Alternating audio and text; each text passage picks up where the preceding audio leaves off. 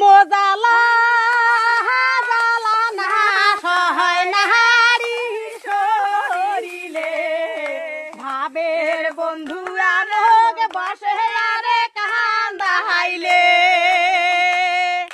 সজনী ধানের ভাজি নুন খই আসিবার ছায়া বন্ধু আসিলে কই হাহাই পিরিতিরে মোর গামছা বান্ধা দই আরে ঘরের পাশে মালভোগ কলা তুই বন্ধু মোর গলার মালা হাহাই পিরিতিরে মোর কাহা দোলে রাহা আরে কাতলে রাটা যেমন ছেড়ে না মোহর পিরিতি যেন ভাঙে না যুগে যুগে জানে হয় বন্ধুর দেখা